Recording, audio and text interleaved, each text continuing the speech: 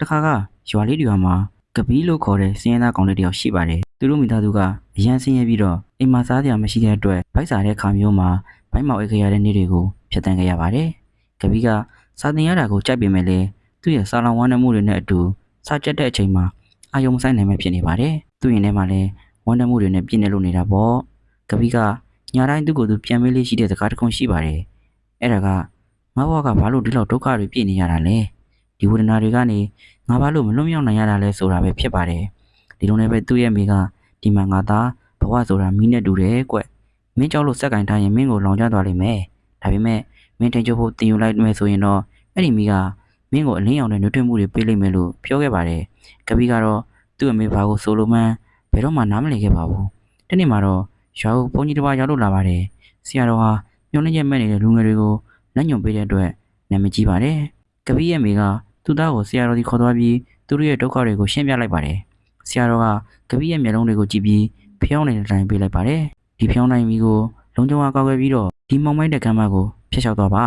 မင်းငိမ့်သွားရင်မင်းပြန်စားရလိမ့်မယ်လို့ဆရာတော်ကကပီးကိုပြောလိုက်ပါတယ်ကပီးကလည်းလွယ်မယ်လို့ထင်ခဲ့ပါတယ်သူလျှောက်သွားပါတယ်ကပီးရဲ့မျက်နှာကိုလေတွေကတိုက်သွားပါတယ်အဲ့ဒီအချိန်မှာသူ့မျက်လုံးတွေဟာမိတော့ကလေးစီကနေအာယုံလွတ်သွားပါတယ်ခြေလန်းငယ်ငယ်လျှောက်လာပြီးတာနဲ့မိကငြိမ်သွားပါတယ်ဒါပေမဲ့လည်းကပီးကထပ်ကြိုးစားပြန်ပါတယ်ကပီးကသူ့အာယုံလွတ်သွားတိုင်းဖျောင်းနိုင်ဟာမင်းငိမ့်လို့သွားပါတယ်နောက်ဆုံးမှာတော့အချိန်ချင်းကြိုးစားပြီးတဲ့နောက်ကပီးဟာမီလီယံအပေါ်ကိုအပြေးအဝအာယုံစူးစိုက်လိုက်ပါတယ်သူဟာစူညံတန်တွေကိုနားမထောင်အမောင်ကိုလည်းစိတ်မပူတော့ဘဲနဲ့သူ့လက်ထက်ကအလင်းရောင်လေးကိုကာကွယ်ဖို့သာအာယုံစိုက်ခဲ့ပါတယ်အဲ့ဒီလိုနဲ့ပဲကပီးဟာမိတော့ကိုမငြိမ်မဲခမ်းမရဲ့အဆုံးကိုရောက်ရှိသွားခဲ့ပါတယ်ဆရာတော်ကအဲ့ဒီအချိန်မှာပြုံးပြီးပြောလိုက်ပါတယ်ဒီမိတော့ကမင်းရဲ့စိတ်နဲ့တူတယ်ကွမင်းပါဝင်ခြင်းကအမောင်ကမင်းရဲ့ဒုက္ခတွေပဲမင်းဆက်ပြီးအာယုံလွှဲနေရင်မင်းရဲ့မိတော့ကထက်ကငြိမ့်သွားလိမ့်မယ်ကောင်လေးဒါပေမဲ့မင်းရဲ့အတွင်းကအလင်းရောင်ကိုအာယုံဆက်ရင်အမောင်ကမင်းကိုဒုက္ခမပေးနိုင်ဘူးအဲ့ဒီနေ့မှာကပီးကနားလည်သွားခဲ့ပါတယ်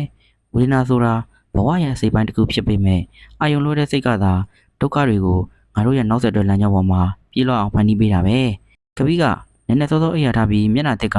စာကိုအာယုံစူးစိုက်မှုအပြည့်နဲ့ကြက်ဖို့ကတိပြုခဲ့ပါတယ်နေတိုင်းအတွက်ပန်းနိုင်တဲ့တကူရေးချပြီးတခြားဘာမှမတွေ့ပဲညနေတိုင်းမှာမိနစ်အနည်းငယ်တရားထိုင်ခဲ့ပါတယ်အစာပိုင်းမှာတော့ကပီးအတွက်ခက်ခဲနေတော့မှဖြစ်ပါတယ်အတွေးတွေကတဝက်လည်းဖြစ်လို့နေတာပေါ့ဒါပေမဲ့သူဟာမောင်မိုက်ခန်းထဲမှာမီလီယံကိုကာကွယ်ခဲ့တယ်လို့ပဲသူ့စိတ်ကိုကာကွယ်ထားပါတယ်ရဲတဲ့ဘက်အတော်ကြာတဲ့ခါမှာကပီးကပြောင်းလဲသွားပါတယ်တဖြည်းဖြည်းနဲ့သူ့စိတ်ဟာတည်ငြိမ်လို့လာပါတယ်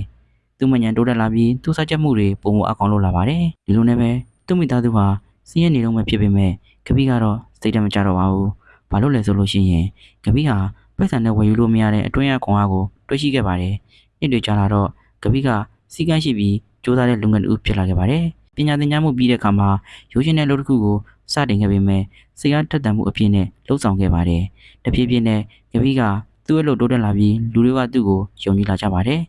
အချိန်ကြာလာတာနဲ့အမျှကပီးတယောက်ကတစ်ချိန်ကအမှောင်ထဲမှာငိုကြွေးခဲ့မှုတဲ့ကောင်လေးဘွားကနေအောင်မြင်တဲ့လုပ်ငန်းရှင်တူဖြစ်လို့လာပါတယ်